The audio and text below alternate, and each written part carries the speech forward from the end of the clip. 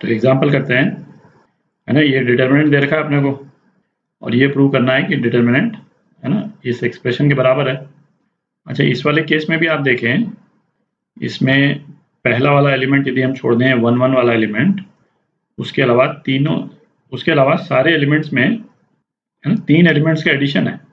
और जब हम थर्ड ऑर्डर के 2 डिटर्मिनेंट्स को मल्टीप्लाई करते हैं तो हर एलिमेंट में, है ना, 3 टर्म आते हैं। ये तो अपने को मालूम है, अनलेस अनटिल कोई एक एलिमेंट जो है वो 0 हो किसी एक डिटर्मिनेंट का, तो उसमें 3 टर्म आते हैं। ये तो अपन ने अभी देखा पिछले वीडियो में। तो कहने का मतलब ये कि मतलब जैसे इस तरह का डिटर्मिनेंट आए ना, तो अपने दिमाग में रहना चाहिए। ऐसा नहीं कि जरूरी हम कोशिश करें कि भाई इसको 2 डिटर्मिनेंट के मल्टीप्लिकेशन में हम इसको तोड़ें, पर ये हमारे दिमाग में रहना चाहिए कि यदि इसको सिंप्लीफाई करना यदि मुश्किल है, तो चांसेस हैं कि इसको 2 डिटर्मिनेंट के मल्टीप्लिकेशन करके सॉल्व करना ईजियर रहेगा। ठीक है। अच्छा, इसमें भी आप देखें, इसको, है ना, रोज और कॉलम्स के एडिशन और सब्ट्रैक्शन करके निकालना, है ना, प्रॉब्लमेटिक है ना। कुछ एलिमेंट्स तो जो है वो a⁵, a⁴, है ना, हायर पावर्स हैं अलग अलग वेरिएबल्स के, है ना, सॉल्व करना और ज़्यादा मुश्किल है। तो इसको कोशिश करते हैं कि 2 3×3 के डिटर्मिनेंट्स के मल्टीपल्स के रूप में हम इसको एक्सप्रेस कर सकें। ठीक है, तो करते हैं।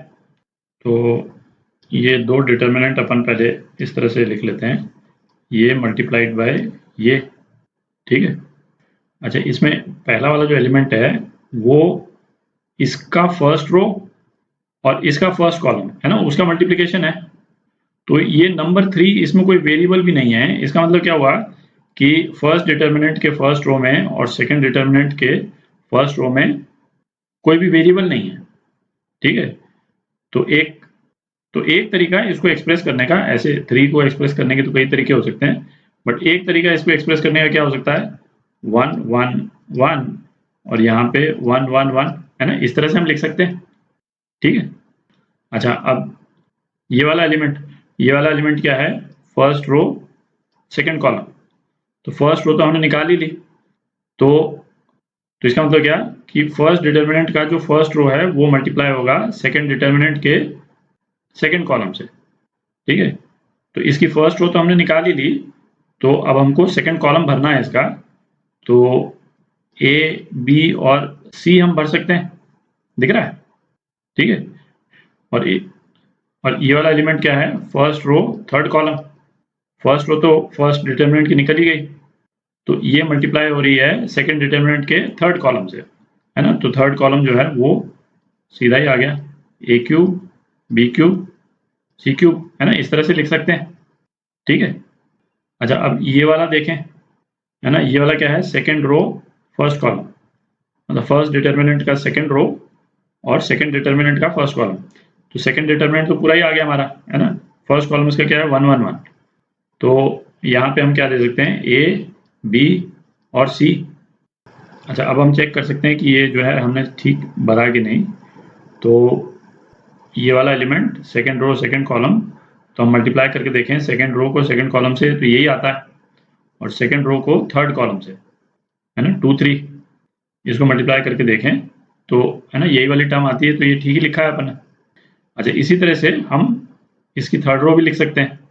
थर्ड रो इसकी क्या हो जाएगी, a² b² c², दिख रहा है, क्योंकि 1 1 1 तो यहाँ आ ही गया।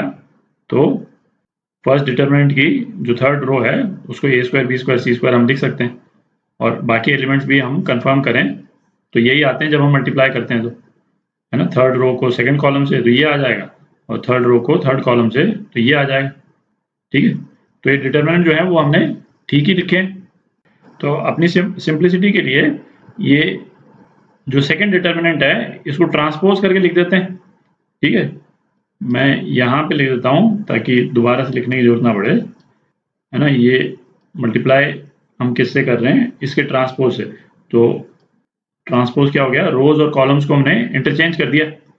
तो फर्स्ट कॉलम जो है फर्स्ट रो बन गई, सेकंड कॉलम सेकंड रो बन गई, और थर्ड कॉलम जो है वो थर्ड रो बन गई।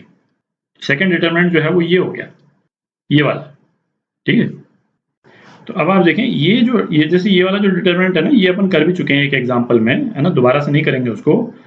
तो ये वाले जो डिटर्मिनेंट है ना, ये बहुत कॉमन डिटर्मिनेंट्स हैं। इसके तो सॉल्यूशंस आपको एक दो डिटर्मिनेंट्स के आपको वैसे भी याद होने चाहिए, है ना। ये तो अपन एग्जांपल में कर चुके हैं।